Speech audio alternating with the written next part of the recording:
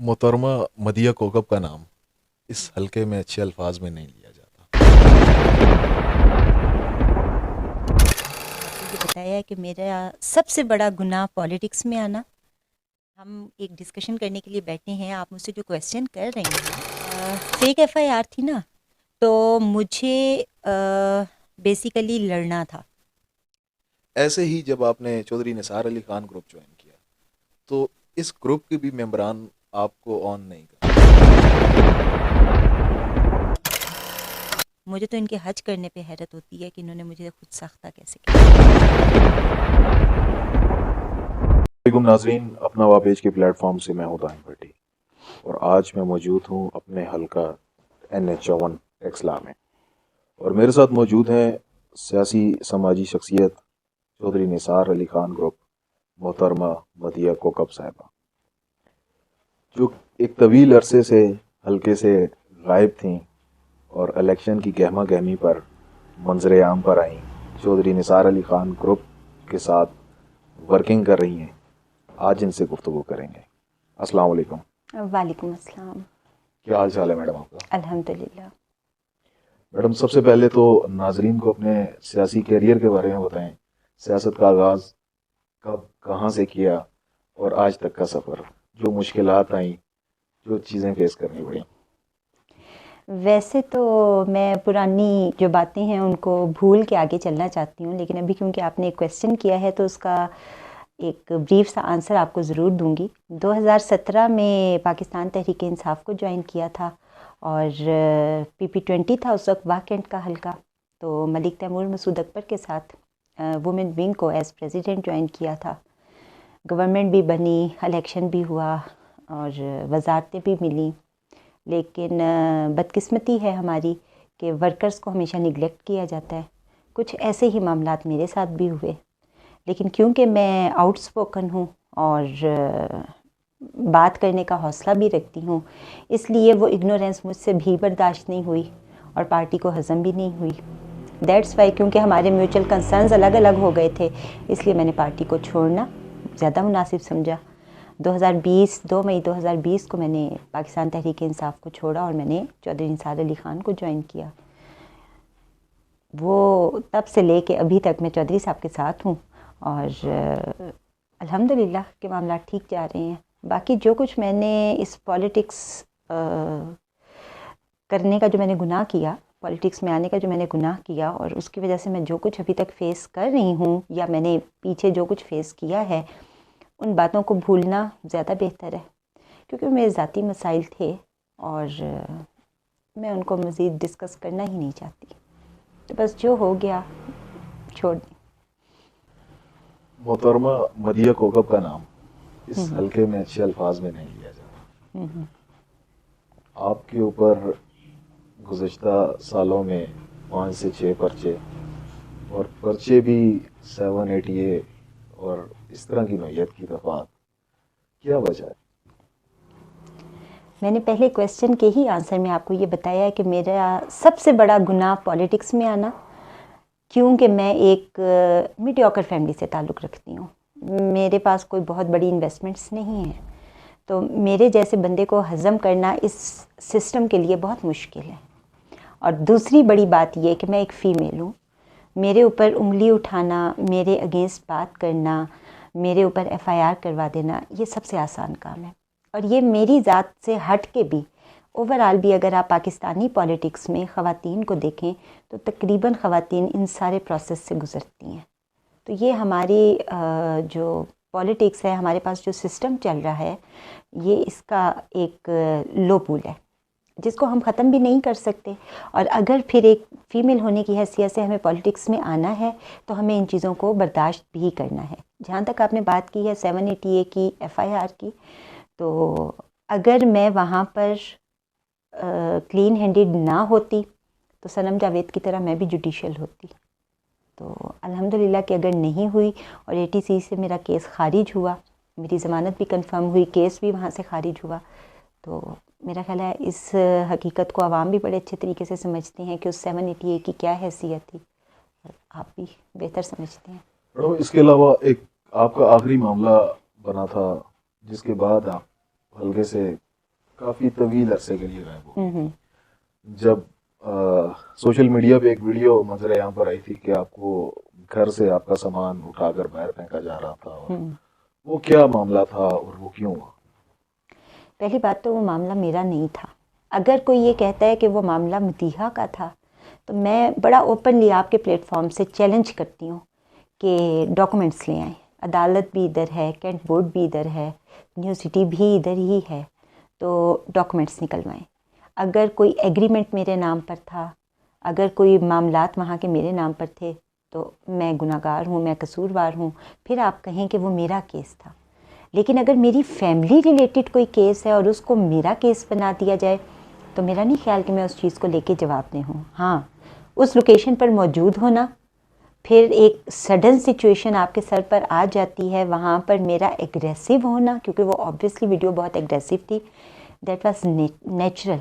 اس کو آپ مطلب میں بالکل میں اس کو آن کرتی ہوں, میں نہیں کہتی کہ وہ فیک ویڈیو تھی, آبویسلی میں اس کو آن کرتی ہوں. لیکن آبویسلی جب آپ کے گھر پر ایک معاملہ ہو رہا ہے تو آپ ایگریسو ہی ہوں گے. اس معاملہ اس سچویشن میں آپ کول مائنڈڈ کیسے رہ سکتے ہیں؟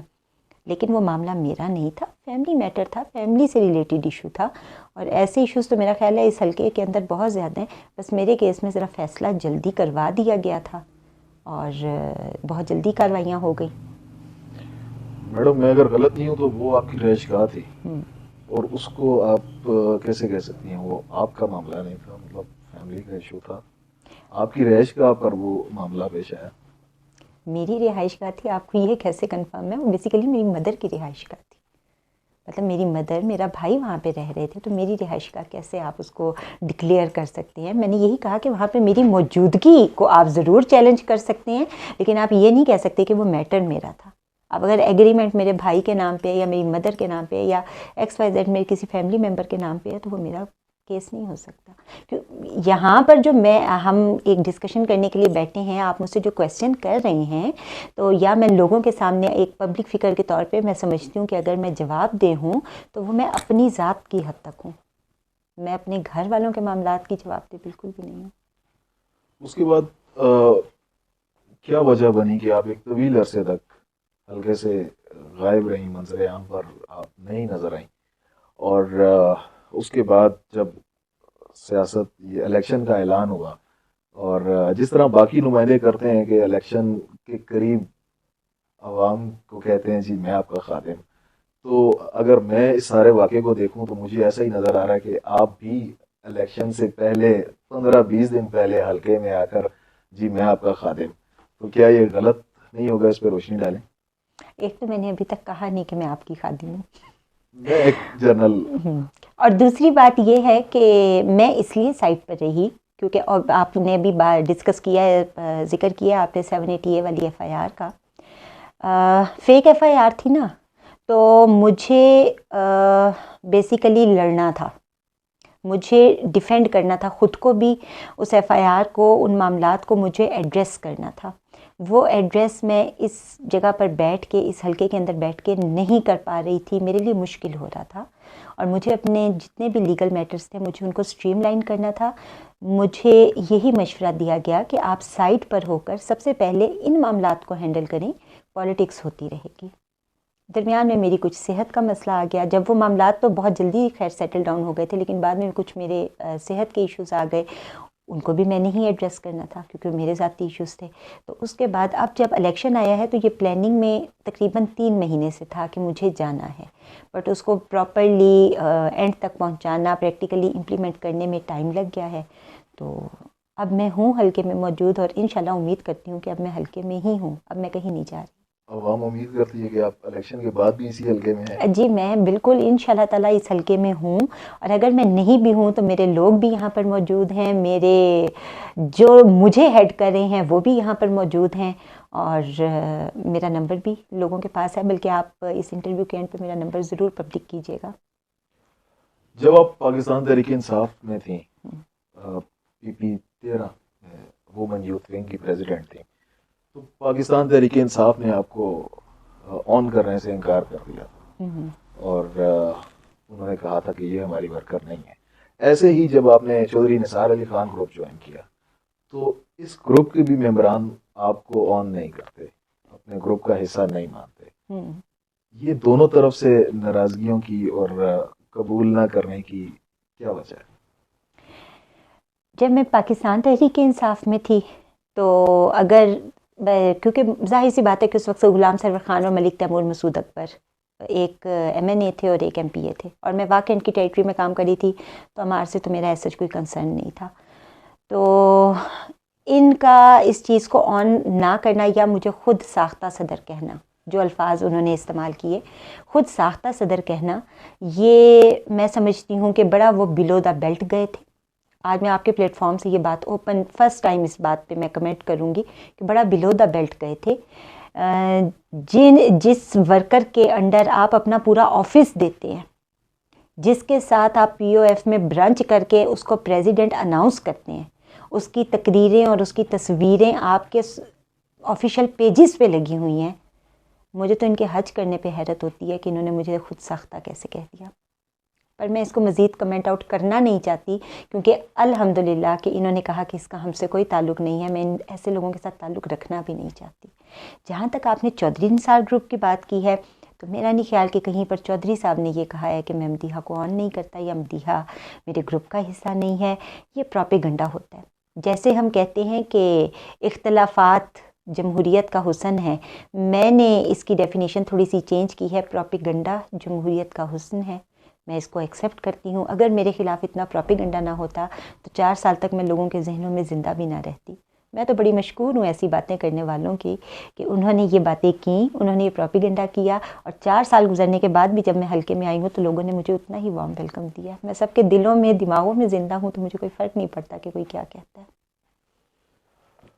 آپ نے چند روز قبل جب کاغذات نامزدگی جمع ہو رہے تھے تو پی پی 13 سے الیکشن لڑنے کا بھی فیصلہ کیا تھا، اور آپ کے بینر دیکھنے کو ملے تھے چودھری نثار علی خان گروپ سے، لیکن کاغذات شاید آپ کے نہیں جمع ہوئے. ابھی کس حیثیت سے ورکنگ کر رہی ہیں چودھری نثار علی خان گروپ میں آپ؟ میں چودھری نثار علی خان کی انتہائی ادنا سی ورکر ہوں. اگر آپ یہ بھی کہنا چاہیں کہ شاید مجھے چودھری صاحب پرسنلی نہ ہی جانتے ہوں تو مجھے اس میں بھی کوئی اعتراض نہیں ہے. میں صرف اور صرف ان کی ایک ادنا سی ورکر ہونے کی حیثیت سے ورکنگ کر رہی ہوں، اور میں اس لیے ورکنگ کر رہی ہوں کہ میں چودھری نثار علی خان کو اپنے والد کی طرح عزت دیتی ہوں، اور ایک بیٹی کی طرح میں ان کے لیے کام کر رہی ہوں. اور میری صرف اور صرف ایک خواہش ہے، مجھے چودھری نثار علی خان سے کسی سیٹ کا لالچ نہیں ہے، مجھے ان سے کوئی ذاتی مفاد نہیں چاہیے. میں صرف اس لیے کام کر رہی ہوں کہ اگر وہ پاور میں آتے ہیں تو اس حلقے کی تھوڑی بہت وہ مرہم پٹی کر دیں گے، کچھ نہ کچھ اس حلقے کے حالات بہتر ہوں گے، کیونکہ حالات آپ کے بھی سامنے ہیں. تو میں صرف ان پوائنٹس کو سامنے رکھ کے اور چودھری نثار علی خان کی ذات کے لیے کام کر رہی ہوں. مجھے کسی ڈیزگنیشن کی ضرورت نہیں ہے، مجھے کسی کرسی کی ضرورت نہیں، مجھے کچھ بھی نہیں چاہیے. وومن یوتھ پہ آپ کام کر رہی ہیں چودھری نثار گروپ کے ساتھ. ابھی میٹنگز ہوئیں لوسر سعید نواز کے ڈیرے پہ، یا ٹیکسلا میں جلسہ ہوا، ادھر بالاکنڈ جلسہ ہوا، کہیں پہ بھی آپ کا کوئی کردار نہیں دیکھنے کو ملا. تو ایسا کیوں ہے چودھری صاحب؟ خواتین کی طرف زیادہ توجہ نہیں دیتے، یا آپ کو کیوں انہوں نے تھوڑا سا سائڈ پہ رکھا ہوا؟ چودھری صاحب کی 38 سالہ سیاست میں ان کے کسی بھی جلسے میں اگر کبھی کوئی فیمیل آپ کو نظر آئی ہے تو یہ کویسچن بنتا ہے. اور اگر 38 سالوں کی سیاست میں کبھی ان کے جلسے میں آپ نے کوئی فیمیل نہیں دیکھی، why Madiha must be on stage? مجھے نہیں ہونا چاہیے، کیونکہ چودھری صاحب کو وہ مناسب نہیں سمجھتے. جہاں تک بات ہے کہ اس ٹائم پولیٹکس کا رخ چینج ہو گیا ہے، معاملات بہت چینج ہو گئے ہیں. خواتین 52% ہیں ٹوٹل آبادی کا، اور خواتین کی نمائندگی بہت اہمیت رکھتی ہے. اور چودھری صاحب نے اس دفعہ ڈیورنگ میٹنگ اس چیز کو خود بھی ایکسیپٹ کیا کہ بالکل ہم خواتین پہ ورکنگ نہیں کر پا رہے. اس کے لحاظ سے مجھے جو جے ڈیز دی گئی ہیں، مجھے جو ڈسکرپشنز دی گئی ہیں، میں اپنی ٹیریٹری کے اندر رہتے ہوئے وہ کام کر رہی ہوں. تو انشاءاللہ تعالیٰ آج اناؤنس بھی بلکہ کر رہی ہوں کہ بہت جلدی کنونشن کی ڈیٹ مل جائے گی، وومن کنونشن کی.